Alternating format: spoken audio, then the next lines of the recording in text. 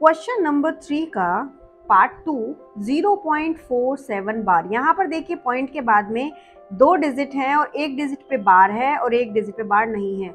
इसका मतलब है कि जो 7 है वो रिपीट हो रही है, लेकिन जो 4 है यानी कि 4 है वो आपकी रिपीट नहीं हो रही है। तो सिंपली वी कैन से, हम इसको सबसे पहले लेट कर लेंगे, let x is equal to 0.47 bar.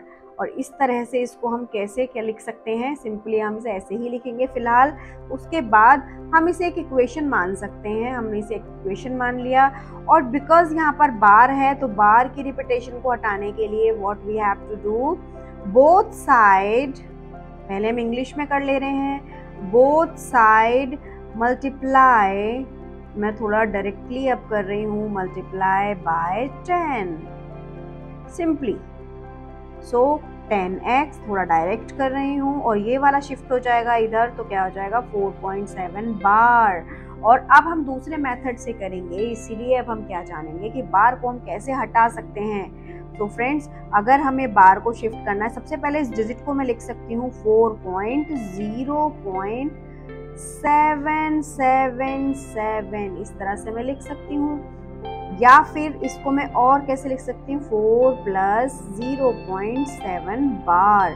और अगर हमें डेसिमल के साथ साथ बार को भी हटाना है तो हम क्या कर सकते हैं, डायरेक्टली हम इस फॉर्म से दूसरी फॉर्म में कैसे लिख सकते हैं। अब मैं दूसरे मेथड से आपको बता रही हूँ कि इसको हटा के सिंपल जिसके ऊपर हमारा बार है, सिंपल यहाँ प्लस ही आएगा, जिसके ऊपर बार है उसके नीचे जितने डिजिट पे बार होता है उतनी बार हम 9 लिख देते हैं। यहाँ पे हमारा 1 डिजिट पे बार था तो हमने एक बार क्या लिख दिया, 9 लिख दिया। तो इससे हमारा ये क्या हो गया, डायरेक्ट यानी कि दूसरे मेथड में ये चेंज हो गया। और अब इसको सिंपली वे में हम कैसे लिख सकते हैं, आपको मैंने पहले भी बताया है, 4 × 9 + 7/9। और जब इस तरह से हम इसे लिखेंगे तो यहाँ पे सिंपली क्या हो जाएगा, 9 4 जा, जल्दी से बताइए 9 4 जा कितना होता है, टेल मी स्टूडेंट्स, जल्दी बताइए 9 4 जा क्या होता है। जब आप इसको सॉल्व करेंगे तो आपको ये इजीली क्लियर हो जाएगा। सो यहाँ पर आया आपका 36 + 7, और इन दोनों को अगर हम प्लस करेंगे तो क्या हो जाएगा, इसमें हम इसको प्लस कर लेंगे तो सिंपली हो जाएगा हमारा 43/9। तो इधर हमारा क्या चल रहा था, इधर हमारा चल रहा था 10, इधर क्या चल रहा था हमारा 10x इज इक्वल टू 43/9।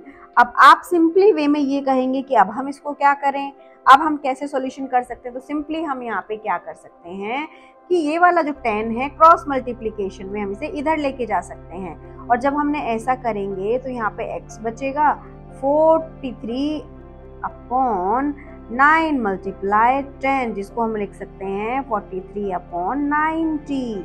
और यही हमारा आंसर हो जाएगा। वो कैसे होगा, हमें क्या, हमारे क्या दिया हुआ था, 47 bar is equal to 43/90। This is the answer. P/Q की जो फॉर्म है यही इसका एक आंसर है। इस क्वेश्चन को हम सेम उस मेथड में भी कर सकते हैं फ्रेंड्स, जो हमने नंबर 1 वाला किया था 0.6 बार वाला, आप वहां भी कर सकते हैं कि जहां पर ये 0.77 दिया है, इक्वेशन 1 के हिसाब से आप इसे चेंज कर सकते हैं और फिर भी यही आंसर आपका आ जाएगा। या तो आप ऐसे कर लीजिए, अगर इसमें आपको कंफ्यूजन हो तो आप उस तरीके से भी कर सकते हैं। यहाँ आप कंफ्यूज मत होइएगा, थोड़े से स्टूडेंट्स यहाँ पे कंफ्यूज हो सकते हैं कि मैम ने डेसिमल हटा के कैसे ये 9 कर दिया। ये हमारा फ्रेंड्स मेथड है कि अगर हमारे पास कोई बार में क्या दी हुई है, डिजिट दी हुई है और डेसिमल भी है, तो हम सिंपली क्या करते हैं कि डेसिमल और बार हटा के हम फटाफट वहाँ क्या कर देते हैं, अपॉन में उतनी ही डिजिट लिख के, जितनी डिजिट पे बार है उतनी बार हम 9 लिख देते हैं। ठीक है, अब आगे इसको हम थोड़ा हिंदी वे में देख लेते हैं। हिंदी में भी सिंपल कुछ नहीं है, करना सेम ही है। यहाँ पर आप लिख सकते हैं कि लेट जहाँ लिखा है मैं वहाँ आप लिख सकते हैं माना, और जहाँ बोथ साइड मल्टीप्लिकेशन वाला पार्ट है वहाँ आप लिख सकते हैं दोनों तरफ 10 की गुणा करने पर। सिंपल हिंदी वाले स्टूडेंट भी इस तरह से कर सकते हैं, तो प्लीज आप कर लीजिएगा। फिर आप तीसरा देखते हैं।